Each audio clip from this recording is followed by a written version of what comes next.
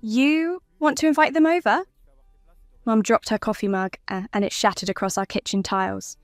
Jennifer, honey, those kids tortured you for years.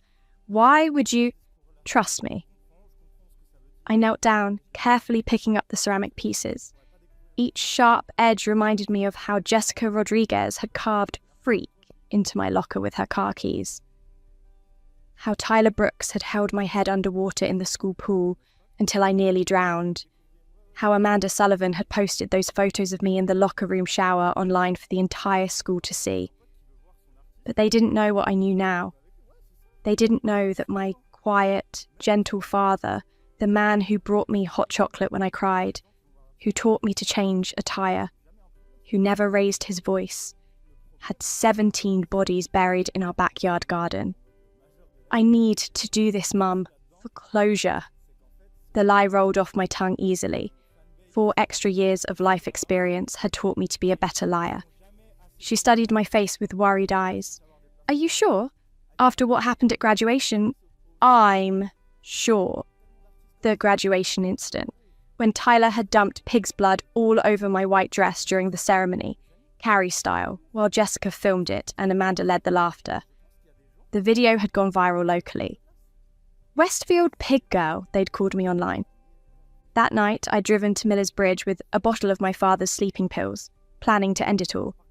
But a drunk driver had beaten me to it 4 years later anyway. Now I had a second chance, and I knew exactly how to use it. When do you want to have this gathering? Mum asked, still sceptical. Next Saturday. Tell Dad we're having guests for dinner. I smiled, remembering how proud Dad always got when he could show off his cooking. He made the most incredible marinara sauce, thick, rich, with just a hint of something metallic that I'd never been able to identify. Until I'd walked into his workshop that night in 2019, looking for a screwdriver, and found him dissolving finger bones in acid. He'll be so happy, Mum said, brightening.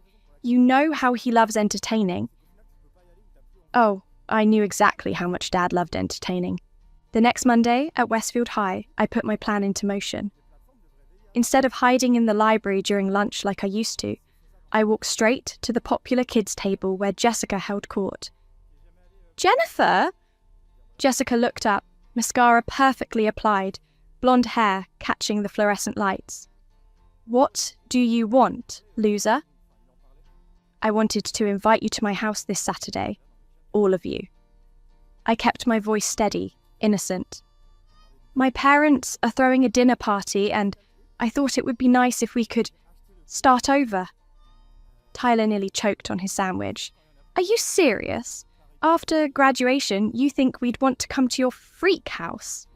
My father's making his famous pasta. I let a small, mysterious smile play at my lips. Trust me, it's to die for. Amanda leaned forward, intrigued despite herself. Why would you want us there? We're not exactly friends. Maybe I'm tired of being enemies. Another lie smooth as silk. Besides, you've all been so curious about my family. My father especially. He's very interesting once you get to know him. That got their attention. My father was something of a local mystery. The quiet man who worked odd hours, drove an unmarked van, and somehow afforded our nice house on Elm Street, despite no one knowing exactly what he did for a living. What does your dad actually do? Jessica asked, leaning in. Come Saturday and find out. I turned to leave, then paused. Oh, and Jessica, wear something nice. My father appreciates presentation. I walked away, hearing them whisper behind me, perfect. Curiosity was such a powerful motivator. That afternoon, I stopped by Miller's Hardware, the same place where Dad bought his lime and plastic sheeting every few months. Though I'd never understood why until after my rebirth. Old Mr. Miller was behind the counter, same as always. Jennifer, haven't seen you in here before. What can I help you with? I need to buy a lock for my bedroom door. I pulled out the cash I'd been saving from my part-time job at the movie theatre. Something really secure. The kind that once it's locked from the outside, you can't get out. Mr. Miller raised an eyebrow. Planning to keep someone in there? Something like that, I smiled sweetly. Also, do you sell soundproofing materials? By Wednesday, Jessica had texted me, something that had never happened in my original timeline. Fine, we'll come to your weird dinner party, but this better not be some pathetic attempt to buy our friendship. I texted back, Saturday at 7 p.m, 1247 Elm Street. Can't wait to see you all. Thursday, I helped Dad prepare the basement. We'd always called it his workshop, but I now knew it was where he took his projects after the initial work was done upstairs. The soundproofing I'd installed in my bedroom would work perfectly down there too. Expecting a big crowd, sweethearts? Dad asked, watching me arrange folding chairs around his workbench. Just a few school friends. They've been giving me trouble, and I thought, maybe if they got to know the real us, things would change. Dad's eyes gleamed with understanding. The real us. I see. He patted my shoulder with hands that I now knew had ended 17 lives. You know, Jennifer, sometimes people need to learn respect the hard way. Exactly what I was thinking, Dad. Friday night, I lay in bed staring at the ceiling, my heart racing with anticipation. In my original life, I'd spent this night crying myself to sleep, dreading another week of torture. But now I felt powerful. Tomorrow, Jessica Rodriguez, Tyler Brooks, and Amanda Sullivan would walk into my house expecting dinner and entertainment. They'd get both, just not the kind they were expecting. And the beautiful thing was, they'd chosen to come. No one was forcing them. They were walking into my trap with eyes wide open, driven by the same cruel curiosity that had made them torment me for years. My father would finally get to meet the people who'd hurt his little girl, and I knew exactly how protective Dad could be when someone threatened his family. Saturday couldn't come fast enough. Saturday evening arrived with a crisp autumn breeze that rattled our windows. I stood in my bedroom, applying lipstick with steady hands while watching Dad's van pull into the garage through my mirror. He'd been gone since noon on what Mum called his weekend errands. The van's back doors slammed shut with a metallic thud that made me smile. Jennifer, Mum called from downstairs. Your friends are here. Friends. The word tasted bitter, but I painted on my sweetest expression and descended the staircase. Jessica stood in our foyer wearing a tight red dress that probably cost more than my monthly movie theatre paycheck. Tyler flanked her left in an expensive Letterman jacket, while Amanda posed to her right in designer jeans and heels. Wow, Jessica said, scanning our modest living room with barely concealed disdain. This is cozy. Thank you. I clasped my hands together, the picture of nervous gratitude. I am so glad you came. Dad's been cooking all day. Where is the mysterious Mr. Hayes? Amanda asked, craning her neck toward the kitchen. I'm dying to meet him. Tyler snorted, probably hiding because he's embarrassed by his freak daughter. The old me would have flinched. Instead, I felt a warm flutter of anticipation. Actually, he's just finishing up in his workshop. He'll be up any minute. Workshop? Jessica's eyebrows rose. What kind of work does he do again? He helps people with their problems. The truth, technically. Very hands-on solutions. Footsteps echoed from the basement stairs. Dad emerged through the kitchen door, wiping his hands on a dish towel. At 52, Robert Hayes looked like any suburban father, salt and pepper hair, kind brown eyes, and a gentle smile that had fooled our entire neighbourhood for decades. You must be Jennifer's classmates, he said warmly, extending a clean hand to Tyler. I've heard so much about you. Tyler shook it, puffing out his chest. All good things, I hope. Oh, very detailed things. Dad's grip lingered a moment too long. Jessica Rodriguez, right? Star of the cheerleading squad. And Amanda Sullivan, your father owns Sullivan's Auto Parts. Amanda beamed. You know my dad? We've crossed paths Small town.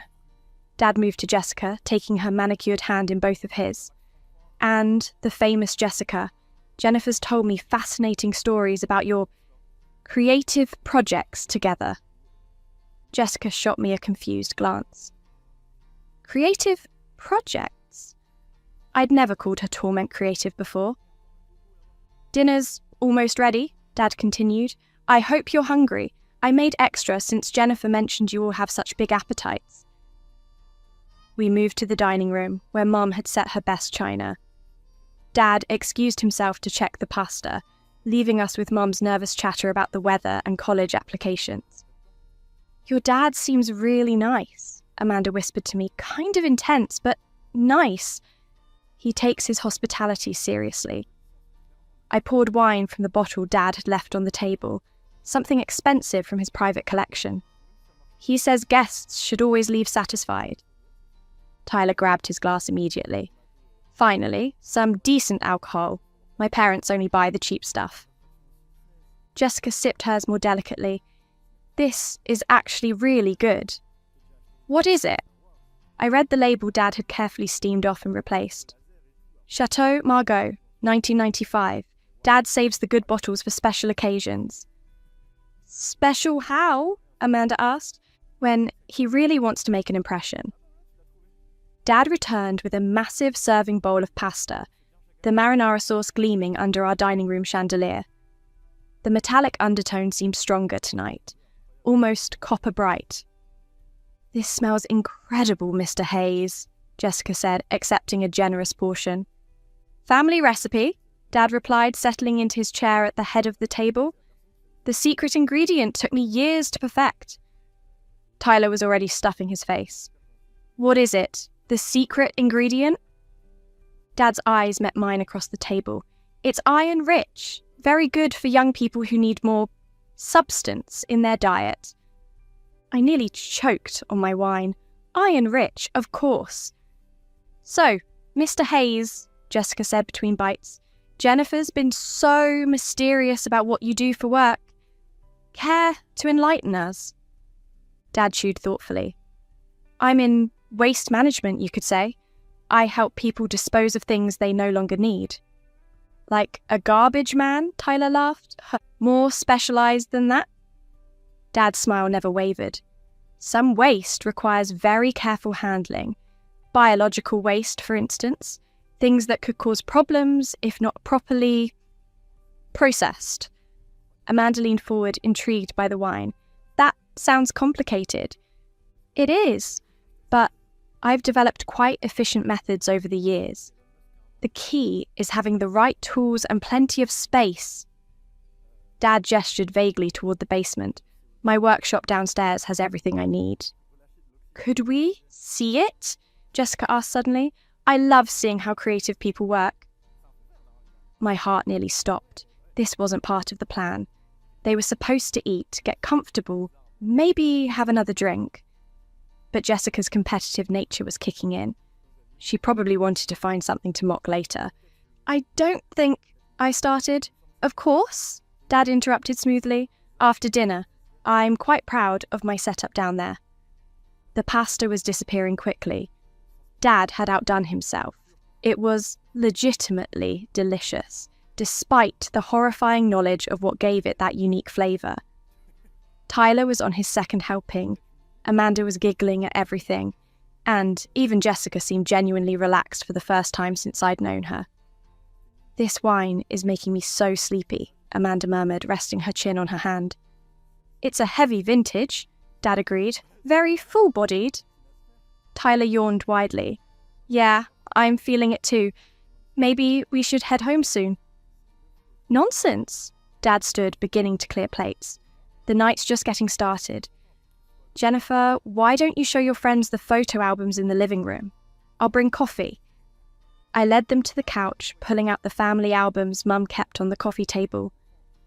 But instead of childhood photos, I opened to the newspaper clippings Dad had been collecting for years. Missing persons reports, unsolved disappearances, mysterious vanishings that had puzzled local police. What are these? Jessica asked, her words slightly slurred. Dad's hobby. He's interested in local mysteries. I flipped to a page featuring a man who disappeared 3 years ago. This one's particularly interesting. Robert Chen. He went missing after a business dispute with someone in town. Amanda squinted at the photo. He looks familiar. Dad met him once, said he was a very rude man, disrespectful to service workers. I turned another page. This woman here, Linda Martinez. She ran a payday loan business, charged impossible interest rates, destroyed a lot of families before she vanished. Tyler was fighting to keep his eyes open. Why does your dad collect these? He says everyone gets what they deserve eventually. I closed the album as Dad returned with a coffee tray. Don't you, Dad? Justice has a way of finding people, he agreed, setting down cups that I noticed were smaller than usual, even when they think they've gotten away with hurting others. Jessica tried to reach for her coffee, but her hand was shaking. I feel really strange. The wine was stronger than I thought, Dad said sympathetically. Maybe you should all stay the night. I wouldn't want you driving in this condition. No, we should go. Tyler attempted to stand, but stumbled immediately. I insist. Dad's voice carried a new authority. Jennifer, help me get your friends settled downstairs. They can sleep it off in the workshop. I have comfortable chairs down there. As I watched my 3 tormentors struggle against the sedatives Dad had clearly mixed into their wine, I felt something I'd never experienced before. Complete, absolute power. Don't worry, I told them as Dad began helping Tyler toward the basement stairs. You're going to get exactly what you deserve. The basement stairs creaked under our weight as Dad and I helped the 3 stumbling figures down into his workshop. The fluorescent lights hummed to life, revealing the true nature of the space I'd discovered in my previous life. Steel tables lined the walls, their surfaces scrubbed to medical-grade cleanliness. Plastic sheeting hung from the ceiling like transparent curtains. Industrial drains dotted the concrete floor at regular intervals. The air smelled of bleach and something sharper. Formaldehyde, maybe. Sit them in those chairs, Dad instructed, indicating 3 metal folding chairs I'd arranged in the centre of the room. Tyler collapsed immediately, his head lolling forward. Amanda mumbled something incoherent while Jessica fought to focus her dilated eyes on our surroundings. What is this place? Jessica slurred, trying to process the medical equipment cabinet, the bone saw hanging on its hook, the industrial-sized containers of lime stacked against the far wall. Dad's workshop, I said simply, pulling zip ties from the tool drawer. He's very thorough in his work. Jennifer, what are you doing? Amanda's words came up thick and panicked as I secured Tyler's wrists to his chair. What you did to me for 4 years. I moved to Jessica next, ignoring her weak attempts to pull away. Remember when you held my head underwater at the pool, Tyler? You said you were teaching me to hold my breath? Tyler's eyes widened with drug-addled terror. This is insane. Your dad's going to call the police. Dad laughed, a sound I'd never heard before. Deep, genuinely amused. The police? Son, I've been doing this for 23 years. Chief Morrison owes me 3 favours, and Detective Walsh's gambling debts got paid off very quietly last spring. You're both crazy, Jessica whispered. No. I crouched in front of her, meeting her frightened gaze. Crazy was posting those shower photos online and watching me get suspended for inappropriate behaviour. Crazy was carving words into my locker. Crazy was making my life so miserable that I wanted to die. We were just kids. You were 17, old enough to know better. I stood, walking to Dad's equipment cabinet. Do you know what this is, Jessica? I held up a curved blade that gleamed under the harsh lights. It's a skinning knife. Dad uses it for very precise work. I set it on the table next to them, where they could all see it. He taught me that the key to any project is proper preparation.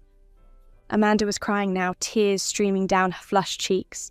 Please, Jennifer, we'll apologise. We'll make it up to you. You had 4 years to apologise. I selected a pair of industrial shears from the cabinet. Remember homecoming, Amanda? When you and your friends cornered me in the bathroom and cut off chunks of my hair, you said I looked better bald. The shears snapped shut with a metallic click. Dad, should we start with hair? I asked conversationally, or go straight to fingers?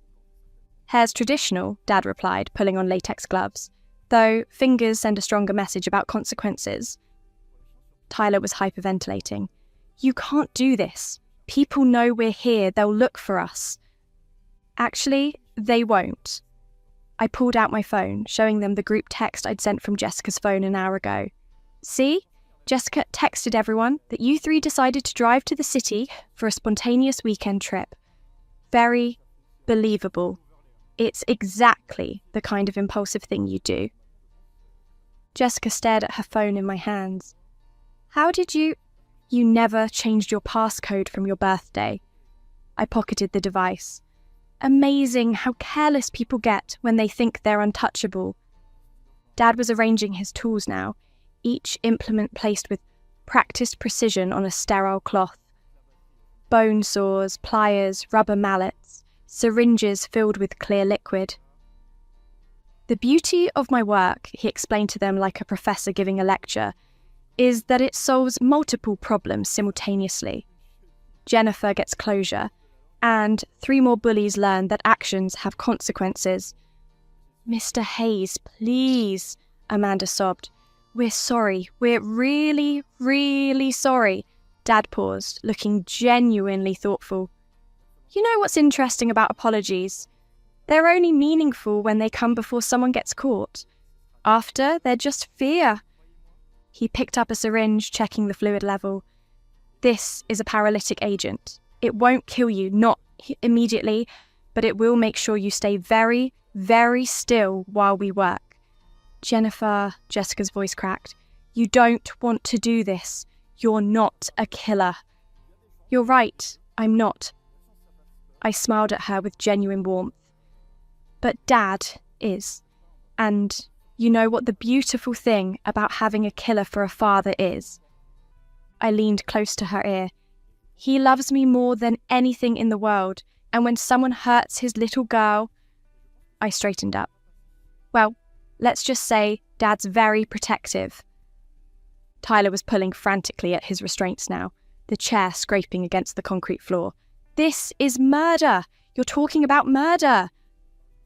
No, Dad corrected gently, approaching with the syringe. Murder implies you didn't deserve it. This is justice. Very personal, very thorough justice. Wait, I held up a hand. I want them to understand something first. I walked to the far wall and pulled away a tarp, revealing 17 photographs pinned to a corkboard. Men and women of various ages, all smiling in what looked like driver's license photos. These are Dad's previous projects, I explained. Robert Chen, the businessman who cheated elderly people out of their retirement savings. Linda Martinez, the loan shark who drove families into bankruptcy. Kevin Torres, the teacher who was inappropriate with his students. Jessica's face went white. You killed all these people? I helped them find justice, Dad said simply. Just like I'm going to help you 3 understand what it feels like to be powerless. The syringe glinted as he held it up to the light. The question is, I said, settling into the extra chair I'd brought down, do we start with the one who posted my photos online, the one who tried to drown me, or the one who destroyed my self-esteem piece by piece for 4 years? Dad smiled at me with paternal pride. Your choice, sweetheart. This is your party. For the first time since my rebirth, I felt complete peace. Justice was finally within reach. I pointed at Jessica. Her first. She was always the ringleader. Dad nodded approvingly and stepped toward Jessica with the syringe. She thrashed against her restraints, screaming through the duct tape I'd applied while she was semi-conscious. Actually, wait. I held up my hand again. I have a better idea. Dad paused, eyebrow raised. Oh? I walked to his desk and pulled out a thick manila folder. one I'd discovered in my previous life but never fully understood until now. Jessica Rodriguez, age 18, lives at 2847 Oak Drive with her parents Maria and Carlos Rodriguez and her little sister Sophia, age 12. Jessica's eyes went wide with terror. Tyler Brooks, age 18, lives with his divorced mother Patricia at 1523 Pine Street, has a younger brother named Alex, age 15, who idolizes him. I flipped another page. Amanda Sullivan, age 18, only child, but very close to her grandmother Helen Sullivan, who lives at Shady Oaks Nursing Home. The three of them were making muffled sounds of pure panic now. See, I learned something important in my previous life, I continued, setting the folder down. Killing you three would be satisfying for about 10 minutes. But then it would be over. You'd be gone, and I'd never get to see you suffer the way I suffered. I pulled up a chair directly in front of them. But your families? The people you love most? They're going to suffer for years wondering what happened to you. And that, I smiled genuinely, is so much better than a quick death. Dad chuckled approvingly. I raised you well, sweetheart. Here's what's going to happen, I announced. You're going to disappear tonight. Completely. Your car will be found abandoned near the interstate, suggesting you drove off to start new lives somewhere far away. Very believable for three selfish teenagers who'd rather run than face adult responsibilities. Tyler was shaking his head frantically, trying to speak through his gag. Your parents will file missing persons reports. The police will investigate for a few months, then close the cases as runaways. Your families will spend the rest of their lives hoping you will come home for Christmas, wondering if you're alive or dead, blaming themselves for not being better parents. I stood up and walked to Dad's workbench, running my finger along a bone saw. Meanwhile, you'll be living in a very special place Dad prepared. It's soundproof, isolated, and completely inescapable. You'll have food, water, basic necessities, enough to keep you alive for decades. But no contact with the outside world, ever. Amanda was crying so hard her whole body shook. Every morning, you'll wake up knowing that your families are suffering because of what you did to me. Every night, you'll go to sleep knowing that your actions destroyed not just my life, but the lives of everyone who loves you. Dad was nodding with professional appreciation. The old missile silo I bought last year. Brilliant choice, Jennifer. 20 feet underground, reinforced concrete, completely off-grid. The previous owner was a paranoid survivalist who designed it to be undetectable. I turned back to my captives. You'll have each other for company, of course. I'm sure that will be delightful after the first few years. Jessica's muffled screams reached a new pitch of desperation. The best part. I crouched down in front of her again. In my previous life, you three went on to very successful careers. Jessica, you became a news anchor. Tyler, you got that football scholarship to state. Amanda, you inherited your family's business empire. I pulled out my phone and showed them social media pages from my future memories. Pages that would never exist now. None of that will happen. Your futures, your dreams, your potential, all gone because you couldn't stop yourselves from tormenting one quiet girl who never did anything to hurt you. Dad began loading equipment into a large duffel bag. The transport van is ready whenever you are, sweetheart. Jessica, I removed her gag temporarily. Any last words before your new life begins? She gasped for air, then whispered, Please, Jennifer, I have a little sister. She needs me. Sophia, the sister you never mentioned during 4 years of making my life hell. I replaced the gag. Don't worry, I'll keep an eye on her. Make sure she doesn't turn out like you. Tyler's gag came off next. This is insane. You can't just kidnap people. Funny, I mused. That's exactly what you said to the principal when I reported you for assault. You can't just accuse people without proof. Remember how that worked out for me? His gag went back on. Amanda was last. When I removed hers, she simply sobbed, "I'm sorry. I'm so, so sorry." "I know you are," I said gently. "And you'll have plenty of time to think about just how sorry you are." Dad finished packing his equipment. "Time to go. The silo's a 2-hour drive, and we want to be back before dawn." As we prepared to move them, Jessica managed to work her gag loose one more time. "Wait! What about forgiveness? What about being the bigger person?" I paused at the basement stairs. "Forgiveness is earned, Jessica. And the bigger person? She died in a car accident 4 years from now, broken and defeated by what you 3 did to her." I looked back at them one final time. "But I'm not her anymore. I'm the person she should have been from the beginning." 6 months later, I sat in our kitchen reading the newspaper over breakfast. The headline read, "Missing Teens Case Closed After Extensive Investigation." The article detailed how Jessica Rodriguez, Tyler Brooks, and Amanda Sullivan had apparently run away together, leaving behind a note about starting fresh in California. Their car had been found with evidence of a planned departure, clothes, cash, and a hastily written goodbye note I'd forged using handwriting samples from old school assignments. "Any regrets?" Dad asked, setting down his coffee mug. I thought about the families I'd watched grieve over the past 6 months. Jessica's little sister, who cried herself to sleep every night. Tyler's mother, who'd started drinking heavily. Amanda's grandmother, who'd stopped eating and was fading away in her nursing home bed. Then I thought about the 4 years of hell they'd put me through. The graduation humiliation, the suicide attempt, the accident that killed me. "None whatsoever," I said, turning the page. The high school announced my valedictorian status that afternoon. With Jessica, Tyler, and Amanda gone, my grades had naturally risen to the top.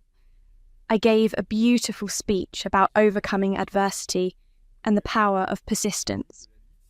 Their families sat in the audience, still hoping their children would somehow come home.